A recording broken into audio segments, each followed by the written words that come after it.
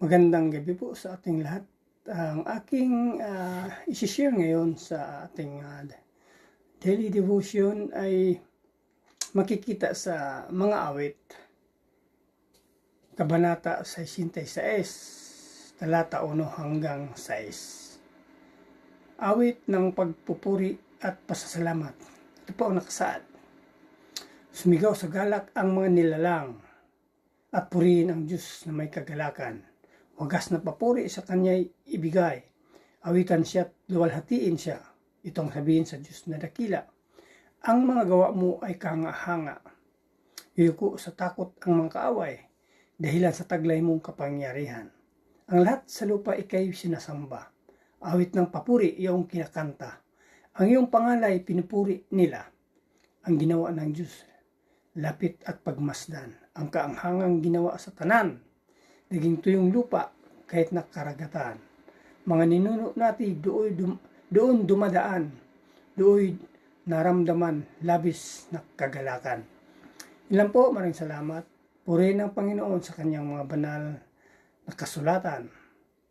God bless. Isang mapagpalang umaga po sa ating lahat. Ngayong umaga po ay aking ibabahagi mula po sa Aklat ng Mga Awit sa Kabanata 66, sa talata 7 hanggang 9, ito po ang nakasaad. Makapangyarihang hari kailanman, siya'y nagmamasid magpakailanman, kaya huwag magtatangkang sa kanya'y lumaban. Ang lahat ng bansa'y magpuri sa Diyos, iyong iparinig, papuring malugod. Iniingatan niya tayong pawang buhay, di tayo bumagsak, di niya binayaan. Ito po ang nakasaad sa banal na kasulatan. Lagi po natin ibigay ang pinakamataas na papuri at pasasalamat sa amang lumikha. Amen. Magandang gabi po sa ating lahat. Ang babasahin ko po ay mula po sa Salmo chapter 66 verse 10 to 14. Sapagkat sinubok niyo kami, O Diyos, upang dalisayin, tulad na may pilak na dalisay sa apoy.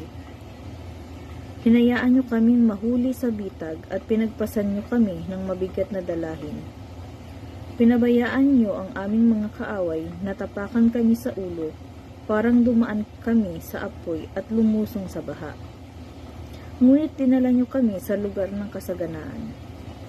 Mag-aalay ako sa inyong templo ng mga handog na sinunog upang tuparin ko ang aking mga ipinangako sa inyo. Mga pangakong sinabi ko noong ako'y nasa gitna ng kaguluhan. Amen. God bless po. Good evening po. Ang aking Bible verse for today is from the book of Psalms, chapter 66, verses 15 to 17. Natatanging handog ang iaalay ko, susunuging tupa, kambing, sakatoro, mababangong samyo, halimuyak nito. Lapit at makinig ang nagpaparangal sa Diyos, at sa inyo'y aking isasaysay ang kanyang ginawang mga kabutihan. Ako ay tumawag, sa Diyos ay nagpuri, kanyang karangalan, aking sinasabi. Amen. Ang mabuting balita ng ating Panginoon.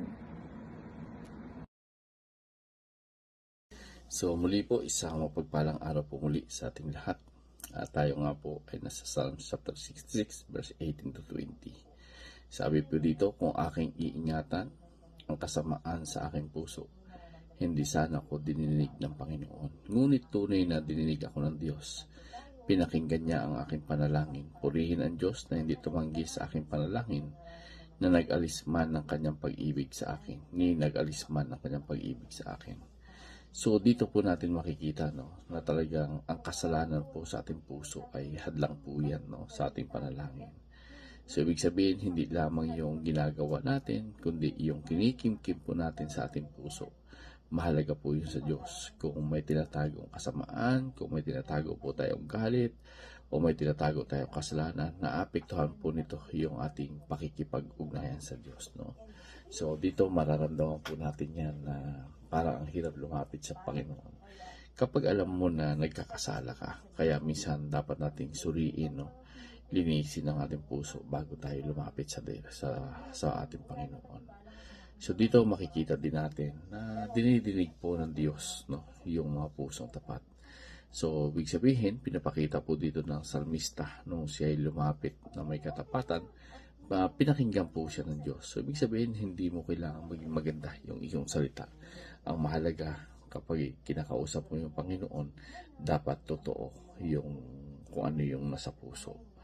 At dito yung pag-ibig ng Diyos, isa rin sa makikita natin dyan na talagang hindi po ito nawawala. No? Hindi lamang sinagot yung panalangin, hindi rin inalis yung kanyang tapat na pag-ibig. So, hindi nangulugan na kapag yung iyong panalangin ay hindi sinasagot ng Diyos, ay inalis niya na rin yung kanyang tapat na pag-ibig. Minsan, dahil nga deceitful yung ating puso, hindi natin nararamdaman to, na ibig sabihin na parang tingin natin parang iniwan tayo ng Diyos. Hindi po nangyari yun, sapagkat ayon po sa sinabi ng Panginoon, hindi kita iiwan. So dito kailangan natin tingnan, no, na dapat talaga malinis yung ating puso, na kapag tayo ay nanalangin, andun po yung kalinisan ng ating puso. So ibig sabihin, dinirinig din ng Diyos, no, yung ating panalangin kapag yung ating pong puso ay malinis. So dito po natin makikita